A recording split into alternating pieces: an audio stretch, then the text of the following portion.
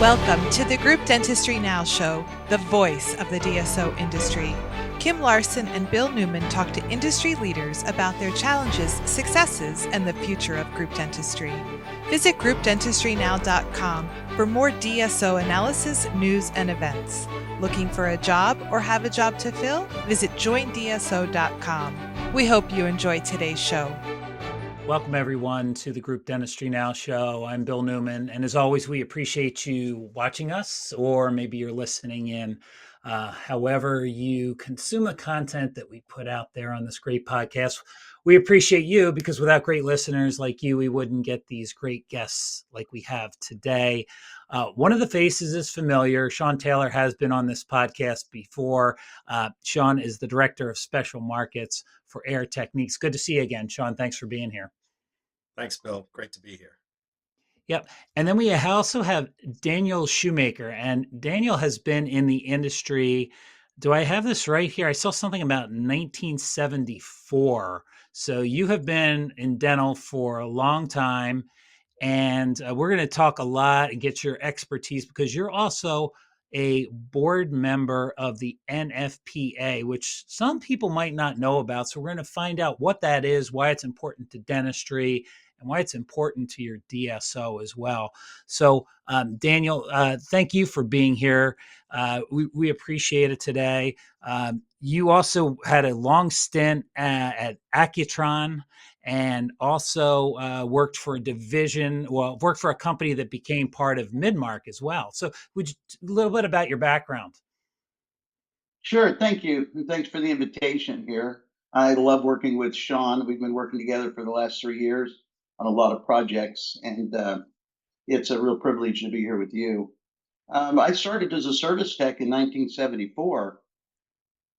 I've referred to this often as my accidental career.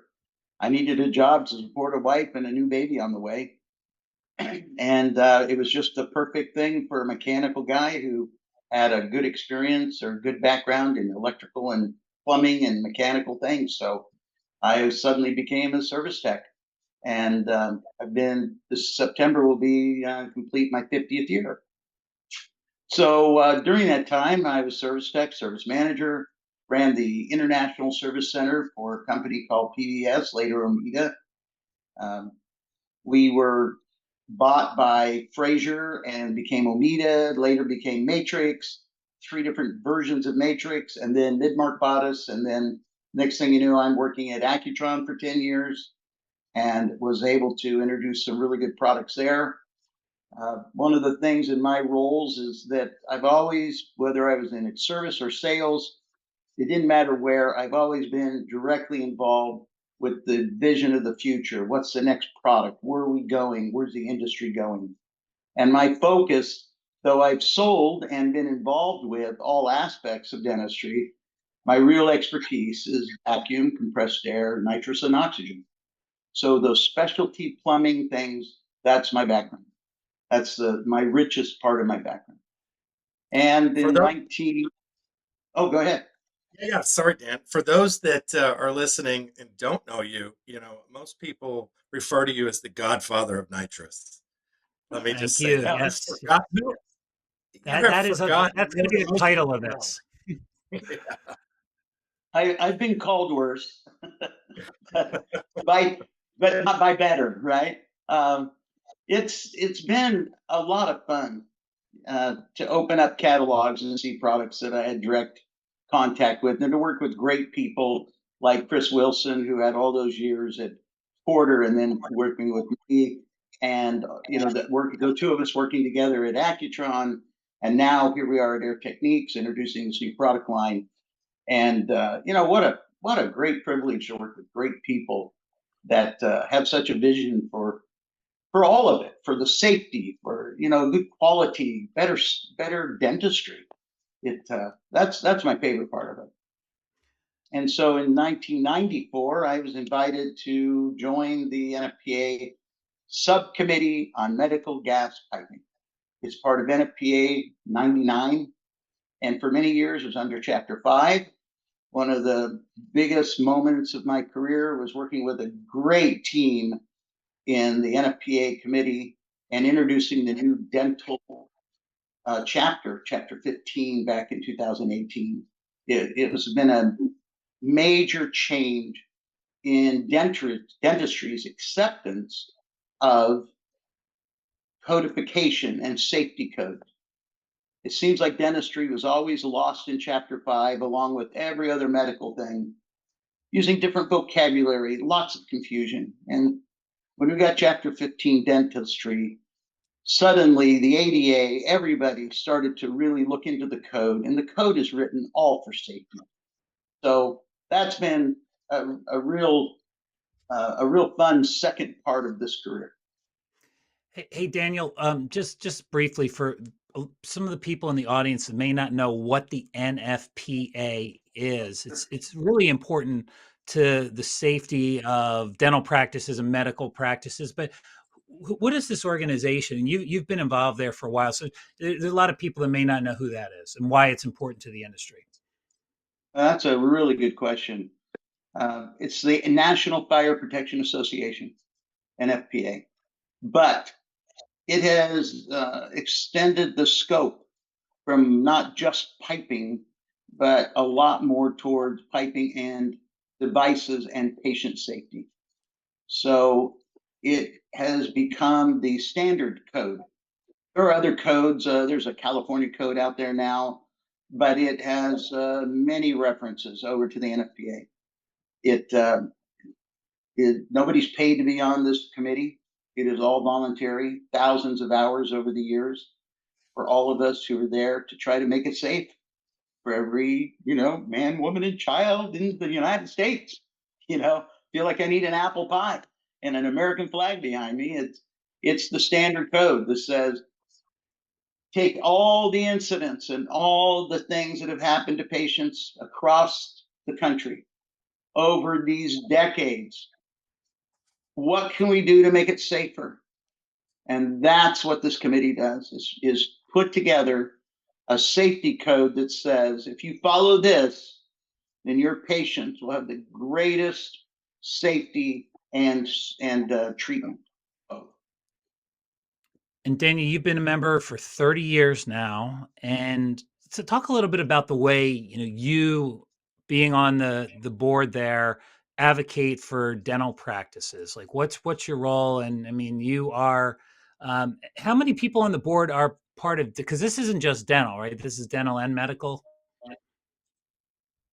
Yeah, in fact, until just the last couple of years, when I first got there, it was Dave Wyrick from Old Cambiard was there by himself, and then when I was appointed and joined in with him a couple of years later, he went and retired on me. For a long time, I was the only person representing dentistry. Then we had a doctor from the ADA join us, and he was great help. And currently, we have 2 or 3 people now with dental backgrounds. Dr. Wong, and the ADA's got a representative, and myself. That's at least the 3 of us that are directly attached to dentistry. And again, since Chapter 15 was introduced, there is now a greater willingness for compliance. And I might just add something here. Something happened in the late 80s all across the country, almost every state that we've been able to talk to so far, they passed legislation taking dental sedation out from under the local state sedation standards and put it under the state dental boards. But the state dental boards do not have any facilities for construction safety. So all of the things that the NFPA puts in place for construction safety, to say this is how you have to run the pipes, the kind of pipes you have to run, the kind of fittings you have to use, all of that, and how it's to be installed by an ASSE 6010 medical gas installer, and has to be verified by an ASSE 6030 verifier. All of those standards that are in there, there is a tremendous lack of oversight on the state level. So kind of tying this over to the DSO, we're seeing better compliance in the DSOs than we've seen in the standard dental, if there's such a thing, in the typical dental office, because the DSOs are looking at this authority having jurisdiction, which is them. And without very much oversight on many of these states, it's falling to the DSO and their people to seek out ASCII 6010s and ASCII 6030s and to find planners who understand these different categories of sedation delivery in Chapter 15 to make sure that they're complying with the level of sedation that's being offered in the facility. Because there's a big difference between a nitrous oxide oxygen delivery and somebody who's going into deep and general sedation with general anesthesia or IV sedation, deep sedation. So that's where a lot of this comes to play, is that those safety standards are there in black and white, that if these are followed, your patients have the very best chance of good, safe delivery of sedation. Thanks, Daniel. I wanted to bring Shaun Taylor in here in this next topic, maybe have you both provide some feedback there. But Shaun, I didn't give you the chance, for the people that didn't see the first podcast and maybe don't know you. Could you give the audience a little bit about your background and what you've done in dentistry and what you're currently doing for Air Tech? Yeah, no problem. I started almost 27 years ago as a distributor rep at Henry Schein, and today, for the last 6 years, I've been part of Air Techniques, the director of special markets. Work closely with some of the largest DSOs in the country. They put their faith in one of the the most important room in the office, the air and vacuum, the utility room, where we all know that it's usually out of sight, out of mind until there's an issue. So we take a lot of pride in um, building the highest quality air compressors and vacuums in the market. And this addition of nitrous just fits our portfolio just tremendously. And we're excited to talk about later some of the new programs and the educational programs we have on board for our current customers and customers that want to join the Air Techniques family.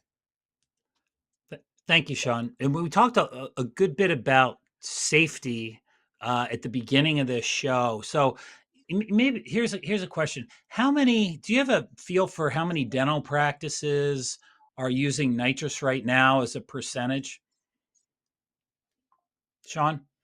I have heard, this is not official, but at least 35% to 40% of offices are currently using nitrous, whether it's a portable cart or it's directly plumbed in the operatories.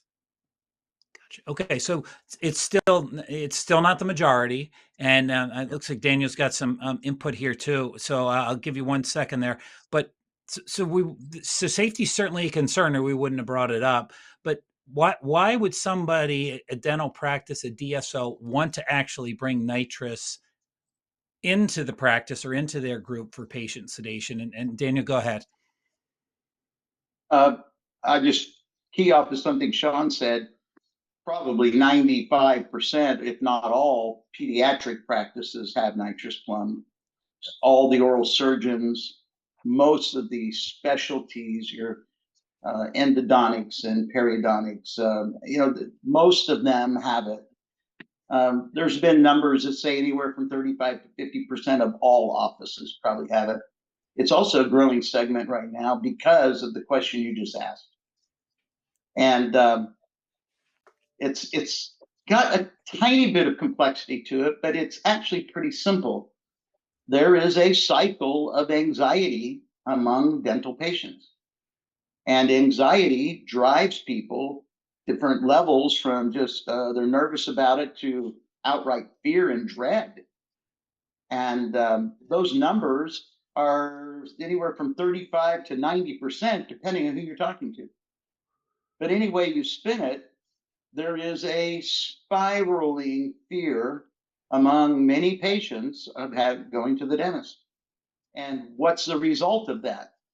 Well, they don't go until they're driven there by severe pain.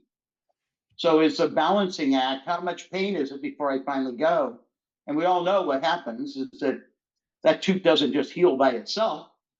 So what might have started out to be a slight leak around the crown and could easily have been taken care of is now an endo procedure, or maybe even complete removal and an implant. and the cost skyrocket because the simple solution was not followed. So taking this fear or this anxiety away from the patient by using nitrous oxide oxygen sedation. These patients are able to receive a sedation that has never been addictive. It has never had an allergic reaction in the history since way back in the 15th, 16th century. This this medication, it is a medication of oxygen and nitrous, is dispensed from the safest machines that we've ever had. And for probably the last 30 years, they have all kinds of safety factors in them that you cannot over anesthetize a patient. So we've got a safe product that no matter how long they're on it, using it from 5-minute procedure to a couple of hour procedure, it does not metabolize in the body. It goes lungs, bloodstream, lungs out, lungs, bloodstream, lungs out. Therefore, 5 minutes of pure oxygen, it's out of the system. That patient is fully able to drive home. But more than anything, the anxiety has been reduced. The patient, the duration of the patient procedures are been known to be shorter.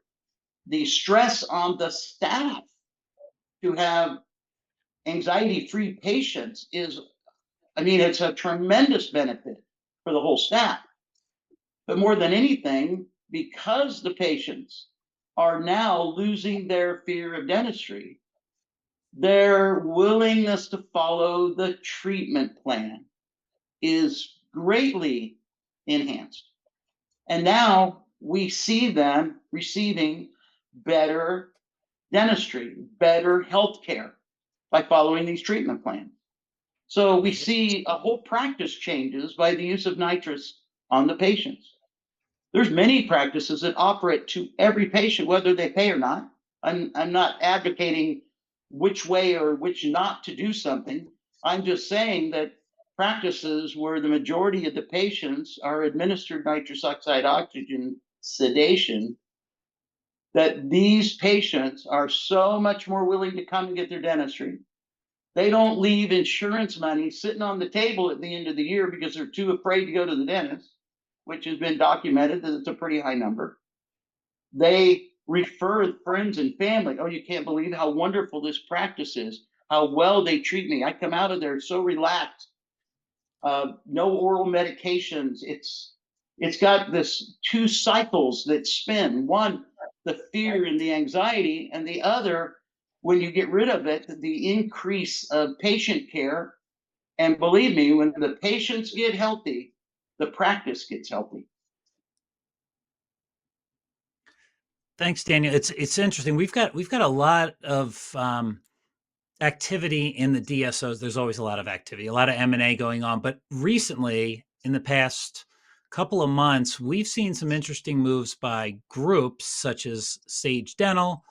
We've seen moves by Strain Dental Management, which have typically been focused on general dentistry. They're acquiring pediatric practices and orthodontic practices. Those practices are probably already using, like you had mentioned, Daniel, nitrous.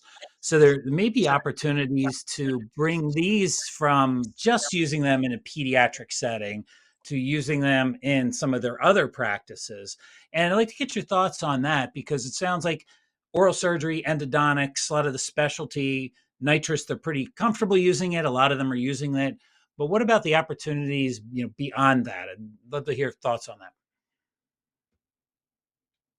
Well, I got schooled by a wonderful dentist, and I apologize that I forget her name now, in Northern California at the meeting probably 10 years ago. And she gave me all of the statistics on how she had changed her practice, that every patient was given nitrous oxide, whether they could pay for it or not.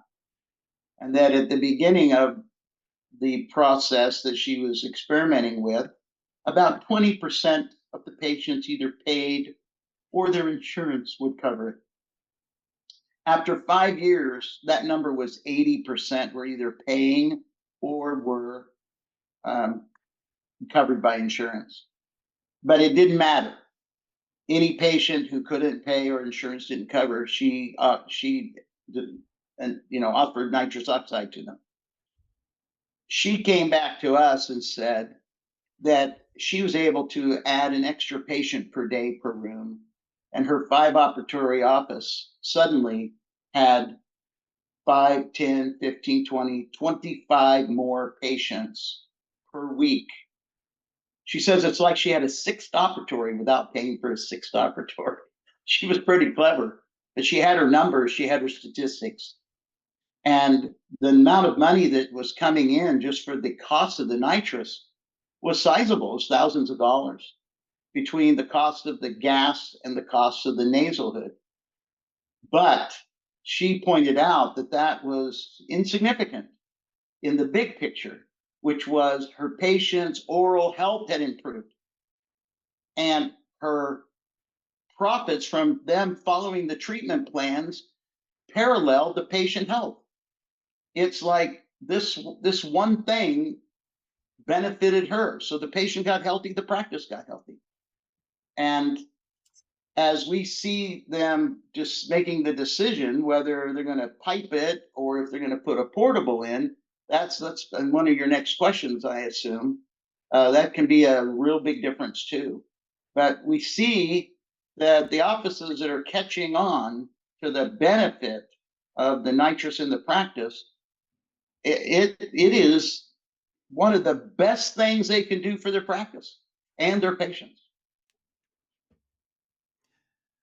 So, what about objections? I'm sure the one dentists that aren't using nitrous. What do you run into, and maybe why is there some hesitation from certain clinicians?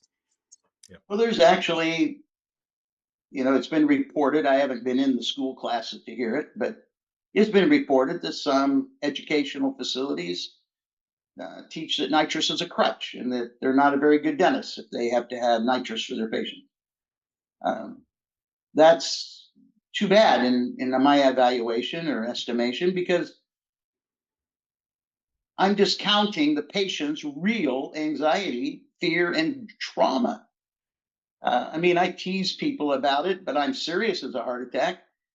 8-year-old Danny Shoemaker in Dr. Macero's office on North High Street in Columbus, Ohio, up on the second story on the west side of the street in the right operatory when I got my first injection from a needle. Back then, they were not disposable. They were sharpened between uses and cleaned with cold sterile. And it was so traumatic to me that even though I work on dental equipment all the time, when I'm in the chair, I'm sorry, that was so traumatic. I yelled for my mother and she held me down. It's comical if you think about it, but when I sit in the chair, a certain amount of anxiety starts to come over me from that traumatic experience. And if you really were to have honest communication and question and answer with your patients when they first come in there, you would find that there's more of them that have these bad experiences than you can imagine.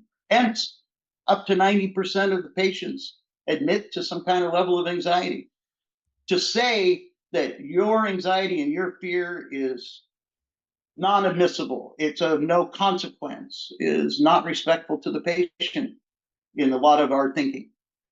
It's a true thing. And if I had anything else that was that high a percentage think about the investment.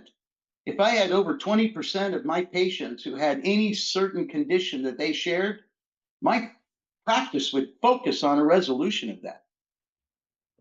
And here I have numbers that far exceed that. And many people just slough it off as unimportant. There's just too much. Get the Handbook of Nitrous Oxide by Morris Clark and Ann Brunick. This booklet really goes into detail as to how nitrous oxide can benefit the practice. And I'm sorry if somebody takes offense at it, but I think it's one of the best things you can do for your patients.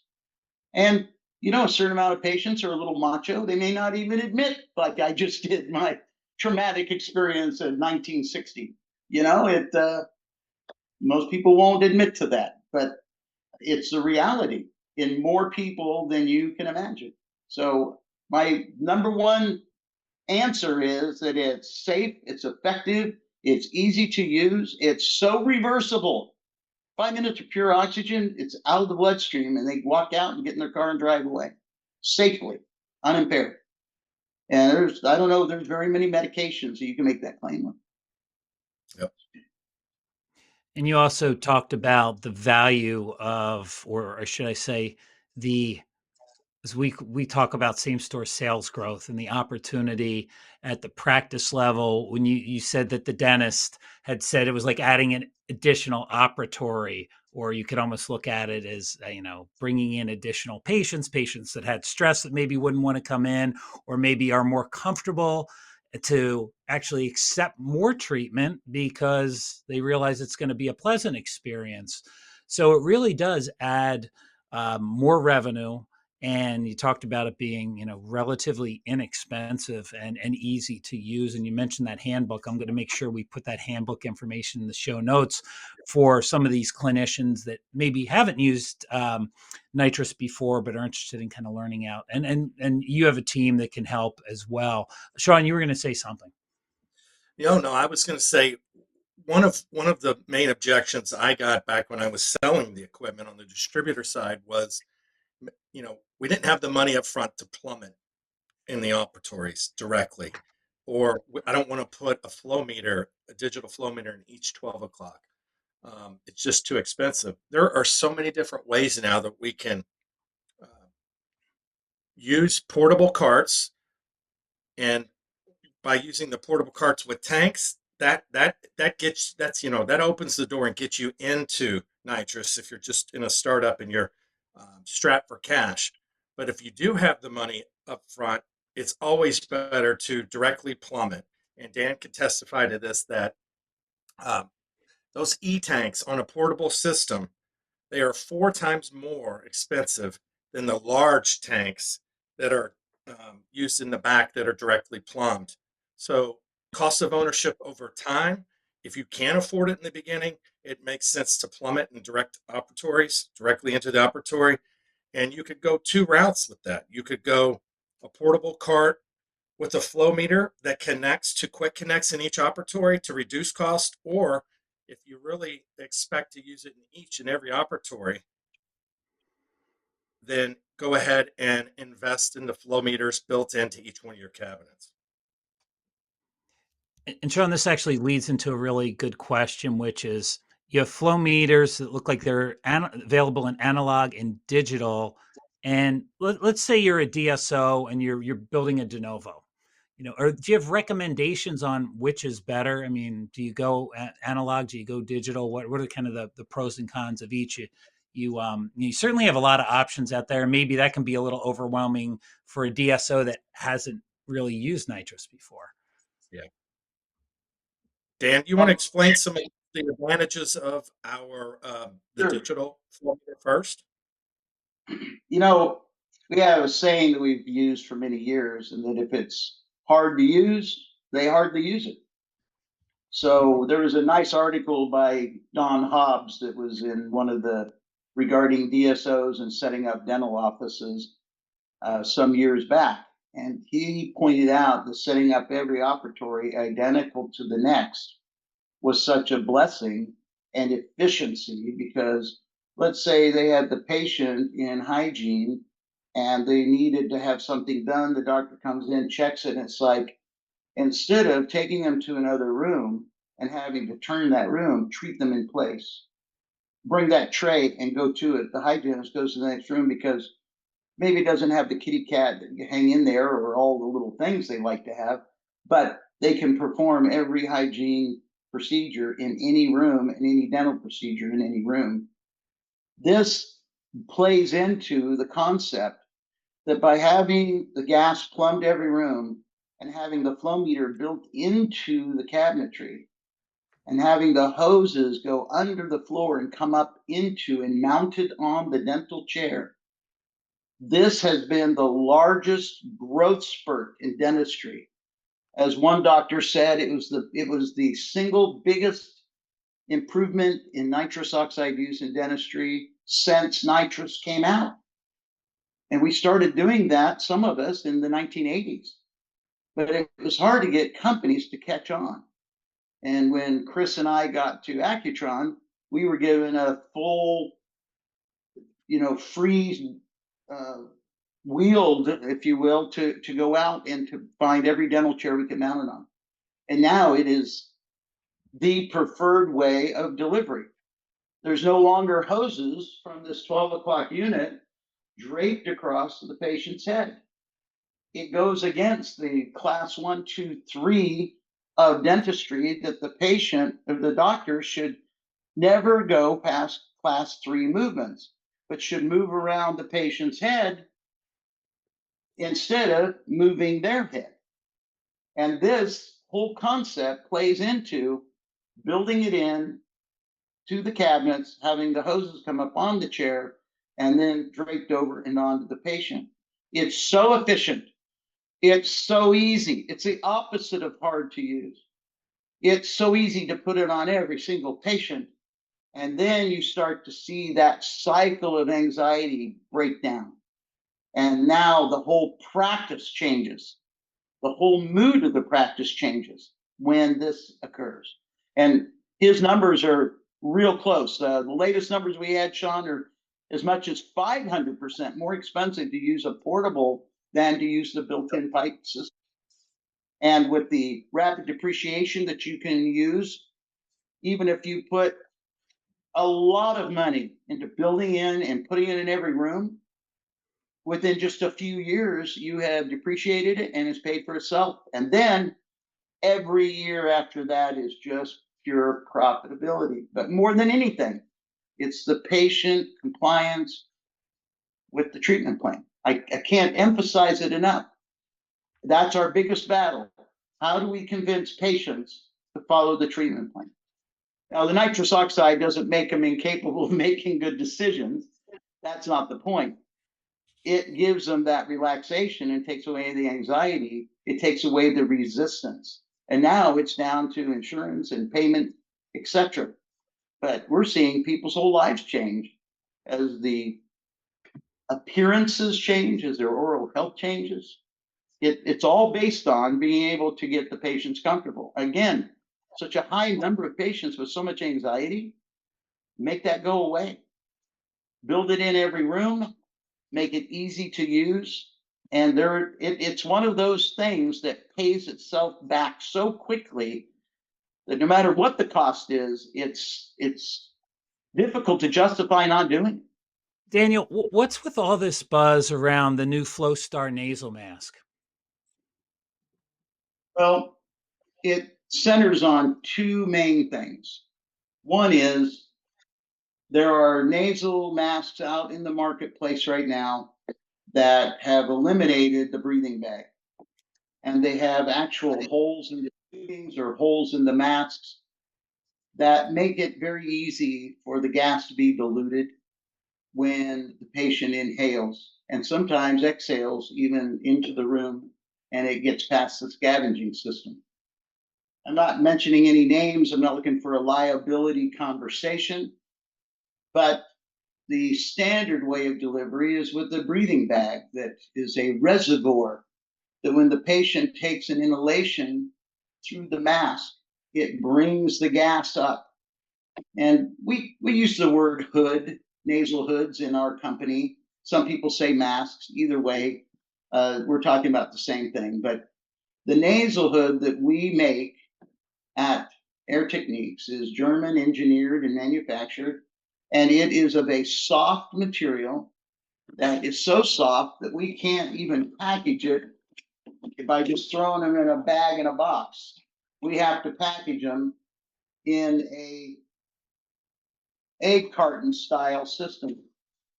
When we just throw them in a box, they kind of melt together because they're so soft that it's very simple to fit the patient's face. The first thing you notice when you look at this is that it's squared off on top. So that view of the anteriors, it doesn't have that big bulb over the top. It gives a better view. Of course, there's the pediatric and the adult sizes. And that's one of the first things they notice. The soft material that warms up and fits the face even better the longer it's on the patient. All of this makes for a real good fit. So when the patient inhales, they bring up gas from the reservoir back. There's another piece of it. I'm going to just disassemble this right here real quick. And the other piece, the big story, is this piece right here. This is the valve. And the purpose of this valve is when the patient inhales, it seals and forces you to draw the gas up from the reservoir back. But when the patient exhales, the valve opens easily. This valve is made of silicone and it's of a flat material. We see in many of the other nasal masks that are out there that they're of a round disc material that comes off of a big roll, and they get what we call a potato chip effect to them, to the point that they don't seal up. The simple process of taking the nasal hood, like this, and putting it up against my face and sealing off both sides to see how well that fits. I've done this with many other nasal masks by other companies, and when I do that, I can't get it to seal against my face because there's so much leakage around here or leakage around here. So our story is we have superb sealing to the face. We have superb sealing of the valve. We have great visibility with the flattened off piece of the outer mask. And this is really why the conversion rate for this product is so high. It's not the cheapest on the market, I'll give you that, but we're telling people to turn their nitrous down about 20% from what they're used to giving when they start a patient on this new nasal hood. Because the first complaints we had is that for some reason, when they used the Air Techniques nasal hood, the patients were getting sick. Well, there's nothing here to make them sick. What was happening was they were getting the full nitrous setting. There was nothing leaking air in and out of these at the valve or the mask, where it fits on the face. So suddenly patients who they've been administering nitrous for years were getting the full effect. None of it was being wasted. Less being blown into the room, less being blown down the scavenging, just taking the money and throwing it out. It's so much more efficient. And that's the reason why this nasal hood is starting to get such a good, strong following. So, Shaun, what is your team doing really to help DSOs implement a nitrous strategy? What is your team? What do you do, and what's the role of Air Techniques to really help DSOs kind of figure out how to make this work and get more patients in and get that treatment acceptance up and create that overall general better feeling at the practice, right? Increase the culture there. Yep. With the interest rates going up and not seeing as many de novos, like you mentioned earlier about strain, and then maybe acquiring other specialties, we're seeing, this, especially in the last year or so, where de novos are down, and just because access to money, the rates are up. And so we're seeing a lot of DSOs focus on same store sales and revenue. And what a fantastic way to increase revenue and case acceptance is to implement a nitrous strategy from top to bottom at the office. Whether you own 10 offices or 800, consistency and compliance across all of your offices is pretty much the most difficult thing. I think if you talk to any COO or clinical director of clinical affairs, and how do we educate the front office? How do we educate the dental assistant, the hygienist, and the doctor to be on the same page and to treat the patient like they want to be, like we want them to be treated, and to be consistent day in and day out, patient by patient. So one of the programs we have put together from a special markets team is a customized solution based on the needs and wants of a DSO. And we've done several of these already where we've gone in live like we are right now and trained key staff members on how to present nitrous, whether it's in hygiene or restorative, how to seat the patient and go ahead and get the commitment for nitrous that day. Whether you're charging for it, like Dan said earlier, or you're doing it for free on every patient, whatever it is, just be consistent with it and use it day in and day out. There's so many times I walk in an office and I see a cart in the corner, there's no tanks on it, or they said, yeah, we just don't use it anymore. When it could just be simple as, they had some turnover with the staff, and these new staff members don't know the policies or the procedures. So it's important to keep educating from the top to bottom down every person in the organization, and hopefully that turns into a more happy patient, and they keep coming back and tell their friends, like Dan mentioned earlier.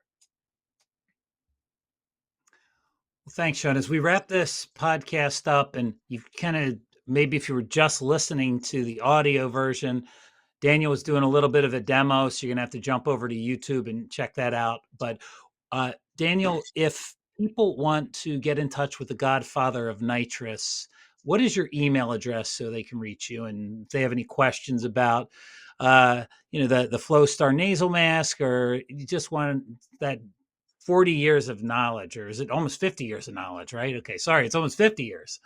How do they find out? How do they connect with you? I might have forgotten 10 years worth there all of a sudden.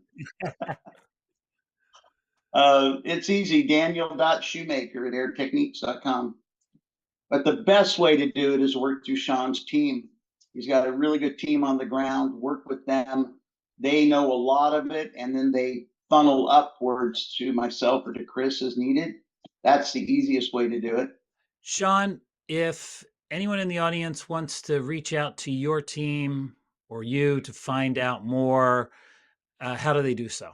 Shaun, if anyone in the audience wants to get in touch with your team, find out more about nitrous and how it can be useful in their DSO, or just, I know your team's at a lot of the different shows, but if they want to reach out, is email the best way? Is there contact information on your website? How do they get in touch with you and your team? Yeah, you'll find it under special markets on our website, and we'll also put it on the screen here for you. You could also call me directly at 516-780-1374. We would be more than happy to schedule some time with you and the clinical directors of the organizations and put together a customized program, an educational program for each one of you based on what you want in your practices and how you want to execute this new nitrous strategy. Thank you, Shaun. Thank you, Daniel. Thanks for having me. Yeah, and please, if you heard Daniel speaking, and he was doing a lot of show and tell, so you're going to want to jump over to the YouTube video and make sure you watch this so you can see the nasal mask, the FlowStar, and what he was demoing there.